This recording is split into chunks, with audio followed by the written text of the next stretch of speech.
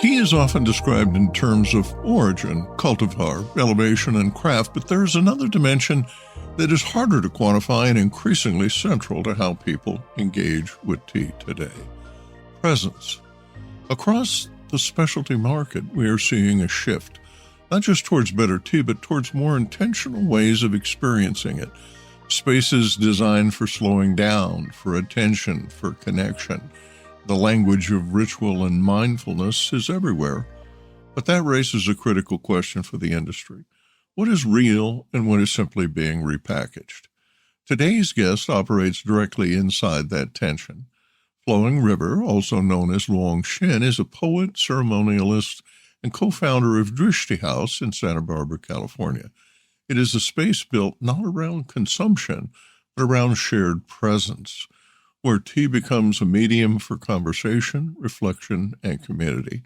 He's also the author of The Flowing River, a collection of 221 poems written over a decade-long personal journey that traces spiritual awakening, love, grief, service, identity, and ultimately surrender. He has led more than 1,000 gatherings, from silent tea ceremonies to immersive retreats. In this conversation, we explore what it means to build a tea practice, not just a tea brand, where the line between authenticity and performance sits, and what, if anything, from ceremonial tea culture can translate into a viable modern business model. River, at Drishti House, tea is treated as ritual rather than commodity. How do you turn something so personal and experiential into business without reducing it to another wellness product? That's a great question. And it is experiential. And I think that's the way that humanity's been functioning as a marketing business model for millennia. Since the beginning of time, I feel like it's been word of mouth, and it's about quality, and it's about something that's tangible, something that's visceral, something that makes you want to speak to another about the experience you had.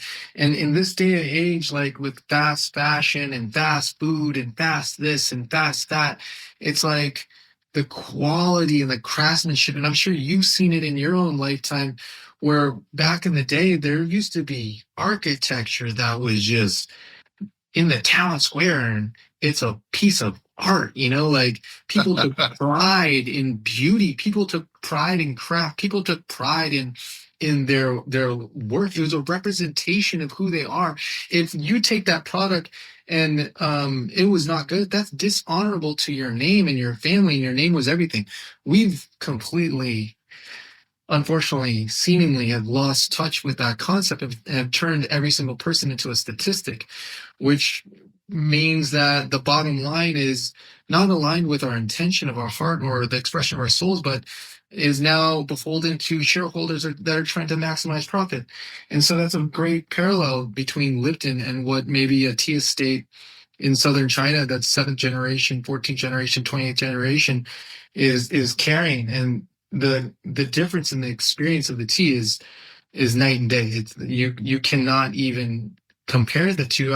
I dare not even call Lipton tea. It's difficult for me to call it tea because it lacks L-theanine, and scientifically you can see this, that lower quality tea that isn't grown in the proper conditions or doesn't receive enough shade isn't going to have L-theanine. You're going to have a completely different experience. Not to mention all the chemical compounds that go into that tea, from fertilizer, herbicides, pesticides, fungicides, all of the sides going inside and creating a different experience on a physiological level for people. So I think, it's very intimate, it's very personal, but when people sit with proper tea that was grown with proper intention, stored with proper intention, served with proper intention, and received with proper intention, then the cycle of tea for me is complete. And that experience is something that people will never forget. They will say, wow, that is not my grandmother's tea. And they are right. In fact, people will ask me, they'll say, did you put psychedelics in that tea? Did you put something in the tea? I'm like, no, that is just Camila. The tea industry is increasingly using terms such as mindfulness, ceremony, and presence. From your perspective, where does that language become performative or extractive? And what does integrity look like in practice? The moment that you try to make a profit from it is the moment that's a transaction, and the moment that is a transaction is not authentic to truth. So the moment you try to turn mindfulness into a business is no longer mindful. You're in business, and that's fine. You can use your mind, but it's not the essence of spirit. Consciousness itself has given everything to us for free and continually gives it for free. That is unconditional love. That is the great, most beautiful currency that there is, that we can remember how to trade in, right? But the moment you put business into it, it's not that, because now there's energy exchange. So business can never be that which is given away for free from the heart. And if you wish to be in true integrity with the way of tea, of what you're speaking about, then there's just something that cannot be faked. You're talking about this authenticity. It's like a vibrational thing, it's like you go into a space and somebody just recognizes you and is like, hey, let's have a tea ceremony. I'm happy to serve you tea. They may not even present themselves as a tea master, but there's something in that tea that's unspoken that brings you back to a deep remembrance that was before any of capitalistic society or commercialization of tea came about, because that is the way that tea wishes to present itself to the larger society. Now, what humans do with their intentions, overlaying that for commercialization, that's fine. There's no wrong or right way to do tea. But if you want to get to authentic tea, if you seek tea, tea will find you. And it's a beautiful game. And, I encourage everyone to go deep within to understand what is their relationship with tea, and see what tea is trying to teach you, so to speak. So the other part of it, though, is the performative aspect. And let's just speak to maybe more surface level of this question. Is there's two levels of this in tea ceremony and cha dao, the way of tea, and there's so many expressions of this Japanese tea ceremony. And if you go to China, as you're alluding to, there's just infinite variations. Taiwanese have their own way. The English have their own way. The Indians have their own way. Everyone has their own beautiful way of expressing tea. And some of that is performative, like as you say. Is there any function to it other than egotistical or to draw attention or to sell something? That's fine, commercialism of it. But the true way of tea, they teach us that as a server, you want to get out of the way. You want to serve the tea in such a way that you're not even present, like the tea serves itself. So how can you get to a place of emptiness within yourself where you may be performing a form in your tea ceremony, but you're not doing it for any other reason to help facilitate, to hold space for people to come into the presence of the moment and have that internal remembrance? Because if you're bringing the focus outside of your guests, that is performing. If you're helping facilitate the guests to go deeper within themselves, then this is the way of tea, as far as that I've experienced and the way that has been taught to me. I have no teachings of myself, so I'm just sharing the wisdom that has been passed down to me. From a practical standpoint, what elements are non-negotiable for a truly immersive tea experience? Is it the selection of teas, the water, the space, the pacing, or the person who serves the tea? The first is you're only as good as your foundation, right? So let's start with the physical nature of tea. Like the highest quality tea for me is, let's just all remember when we were children, and you were sick. And it's like you could buy instant chicken noodle soup from ramen noodle soup, or your mother could make that chicken noodle soup. Which one's actually going to heal you? Right. And for some reason, when my mom ever made me chicken noodle soup, I was like healed the next day. I don't know what it was, but it's her love and her intention in that noodle soup that I feel shifted it for my personal experience, versus if I just bought something off the shelf and just put it in a microwave. And that is the same foundation I look for in tea. Who is the tea master? Because I'm not the tea master. The one who is cultivating the tea, tending the land. Maybe they're praying over that tea. Maybe they're singing song over that tea. Maybe they carry certain mindfulness practices of their own as they're cultivating and processing that tea. That is for me, step one. And if you can't get to the tea farm or the tea estate, then you can go to the distributor. And who is the distributor that is storing that tea? Because I love to work with aged tea, so pu'er, or other iterations of aged tea. But how do they store that tea? Is there a reverence, or are they just looking at it as a speculative product that they're just trying to flip like it's a real estate deal? Because this intention shifts the experience of the tea in the way that I've personally sat with tea that is, okay, it's a cash crop, or it's grandma's picking the tea leaf, and they actually care for the tree as something that is near and dear to their heart. So I look for reverence in the cultivation, processing, and storage of the tea as the baseline, that it's non-negotiable. And not only that, as you drink more tea, you will become more sensitive to understand what tea is grown with a certain level of intention versus what tea is just kind of thrown on a conveyor belt and slammed into micro bags filled with microplastic. And I feel like everyone finds the perfect tea for them wherever they're at in their search. But if you demand quality, or you seek quality, like I said, that quality tea will find you. The next thing I think important is the cultivation of a space. Now, a lot of people don't have, let's say, like I'm sitting right now in one of our tea lounges. Maybe you don't have space for a tea lounge or a tea house. That's okay, because if you cultivate that space with just reverence in your heart and make it like an altar, a place where people can come to practice, it's going to carry that energy, right? And a lot of people make a big deal about teaware and things like that, and it's true. It can change the flavor profile. It can change how you experience the tea from a flavor standpoint, but it's not going to change the baseline of the tea. So you don't want to get too caught up in, oh, do I have the $5,000 teapot versus a $5 teapot? The best tea is the tea that you're making, right? But there's something about when you can create space, and I feel like the Japanese do a really good job of this, of creating this concept of openness. Because sometimes when you have clutter and things like that, and that's fine, there's many different expressions of tea, but I feel like that it's a representation of the place that you're attempting to go to or be guided to. So I love the concept of Zen minimalism in tea, because it's an external representation of where the ceremony is guiding you internally.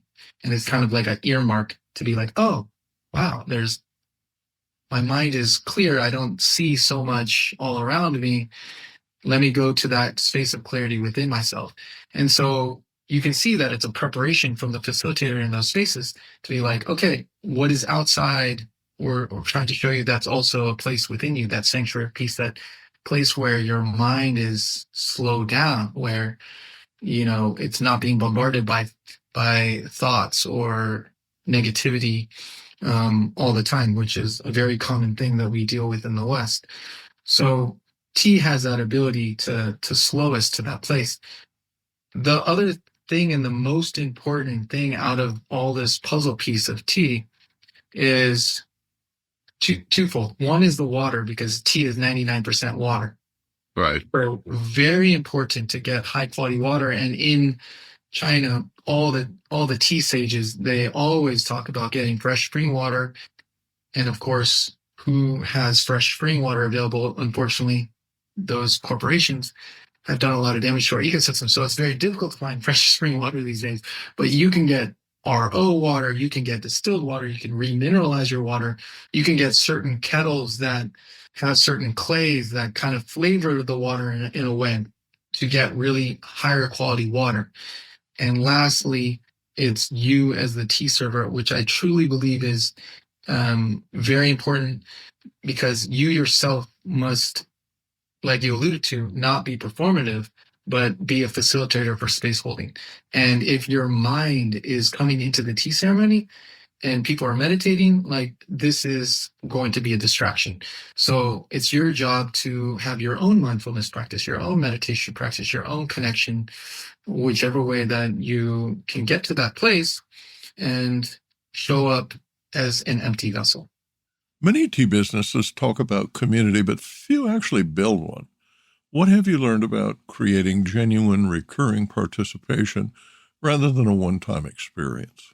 People are attached to looking at humans as statistics and collecting numbers and feeling this pressure. I need to have 100 people in my event, otherwise it's not successful, which is a very common entrepreneurial mindset because we're so goal oriented.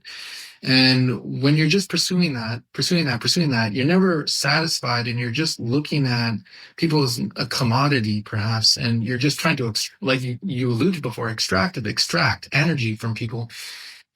People can feel this. Like this is something that is kind of like an ick, and I think that comes with a level of a feeling of like desperation. Like if you come into a communal space and oh, here's my pamphlet and let me sell you on this and let me upgrade you to that and let me get you in the funnel. And there are places and spaces where that's championed and that's quite common. And I don't go to those places. I've learned, and I think people that haven't learned yet, they might think that that works for them. But in true communal spaces, it feels more like a hearth, like a fireplace. It feels like that feeling where you're holding that cup and you feel safe.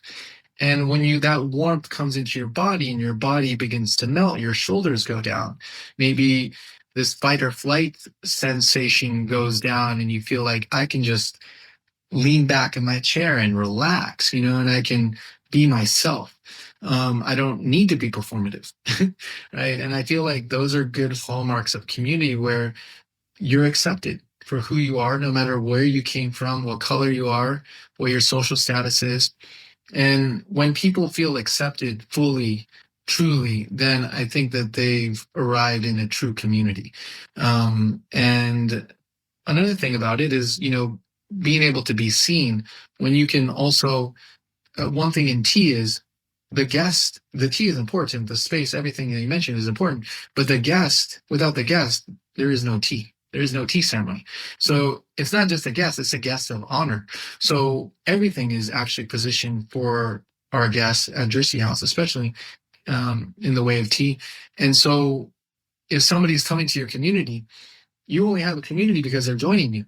If you're the leader of that community or you're facilitating that community or part of it, then you should treat them like an honored guest. They should not be treated as a statistic.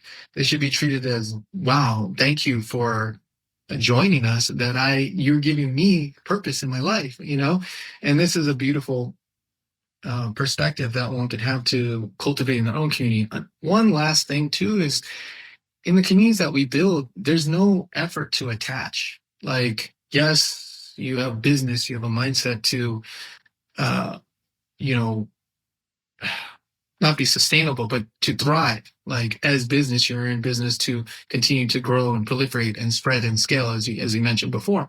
But if you have an energy of grabbing, I think that the more you try to grab it, the more it's running away from you, And when you have an energy of just holding space and allowing what will come to you to come and collect, it's like a non-attachment to if people come in your community or they go. And the reason you have that non-attachment is because you know who you are, which is what you alluded before. You know what you stand for. You know the quality of your product. You stand by that. Let those people go somewhere else. Let them go to another community. Let them drink somebody else's tea. That's fine. But you got the best tea and you got the best community. So guess what they're going to come back to? On a long enough timeline, they will come straight back to the tea house, or they'll come back to your community in whatever it is you're doing. But it's your job to source the best tea, serve the best tea, and cultivate that space where people are seen, honored, and respected. And I think that's the best way to build community. It also takes the longest, perhaps. I don't dictate when the community grows or not, but people start talking, and word of mouth is still the best and most powerful form of marketing. So if you're in it for business, then take that into consideration, because you can do the rabbit route and raise money and get a bunch of money to do online ads and targeted ads to who you think is attracted to your tea. And if you have a good product, maybe that's a great strategy.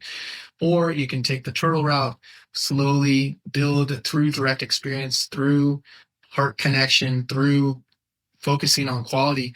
And the funny thing is, when I look at it in hindsight, it's like I can't really tell like who went further. Is it the guy who, male or female, when I reference guy, is it the person who focused on their craft for 15 years and then finally came out of the closet and said, this is mastery?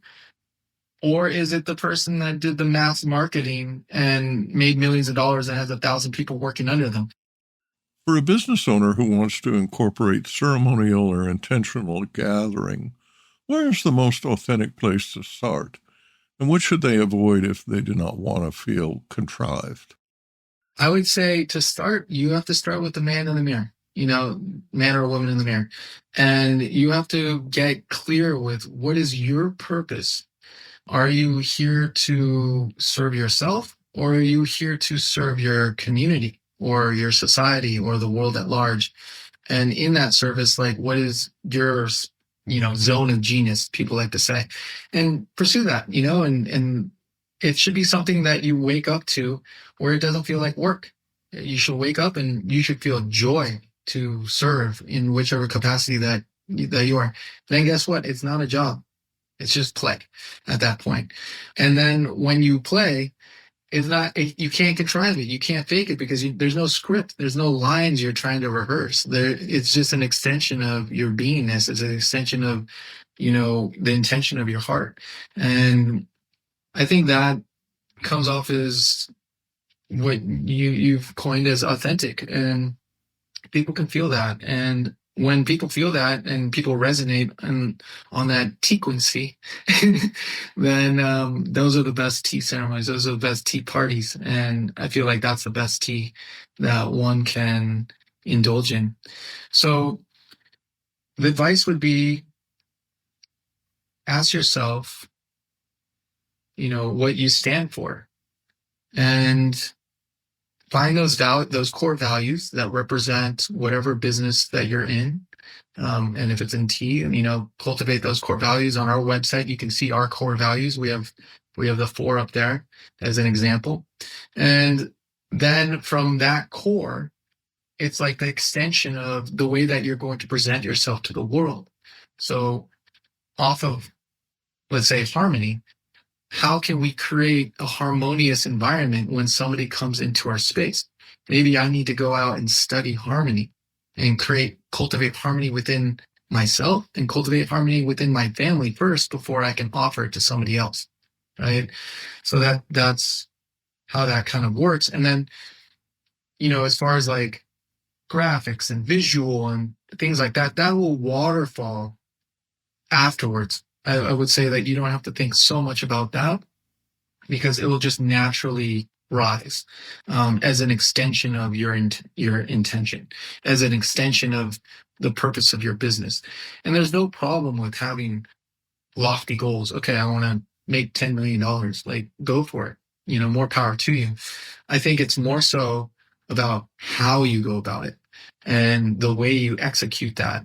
So that way you're not just chasing after a number and forgetting about the sanctity of the cycle of life, the sanctity of how tea itself wants to be presented, how, we can come into, I guess I'll just use the word harmony, go into harmony with that cycle of life and not to just trample over it. That's very important in whichever industry that you're in, because at the end of the day, when you go out to your community, is it just one on top of everyone, or is it that one that's able to raise everyone up to a higher level of understanding? And I think that when craft is done right, when tea is done right, when anything is done right, not just tea, it brings everyone in the community up to a higher level of understanding and makes the world a more beautiful place for everyone, not just for one person. One final thought for tea professionals listening around the world. What should they remember about the way of tea? Yeah, the thing that comes to mind is to have the humbleness to understand that there's many ways through life, and to honor each path that each person takes on their journey, whether it's in business, whether it's in your family, whether it's in tea, whether it's in spirituality, and remember the beauty of that. Because if we're all the same, like teacher would say, like it could be quite boring. So the differentiation between humans, people, cultures, that is what we should celebrate and honor each individual's expression. So a lot, and why I say that is because a lot of times in tea, people will say, "Well, tea should be this way. It should be served like this, and you can only do oolong this way, and you can only do pu'er that way, and you have to have this teapot," and you can see some rigidity. And I'm in the camp where there's no wrong or right way to do tea. As we said before, the best tea is the tea that you're drinking. So even if you're drinking Lipton, that's the best tea in the world at that time, because that's all you've got. So no matter where you're at in your journey, whatever it is, that's beautiful. And also to recognize the beauty in another person's journey or expression of tea. And I'll end with this is, speaking of the way of tea, like the way, which way, this way, that way, right away, they sway with their way, but their way is just as good as any way, but not always are always the right way. But who has the right to say which way is right anyway? Following the flow of the tea is the only way. My thanks to River for a conversation that moves from tea quality to tea presence and from business practice to community. You can find Drishti House, River's poetry, and a companion transcript in the show notes. This is Dan Bolton for Tea-Biz. Produced by Adavita Studios. Connect your voice to the world.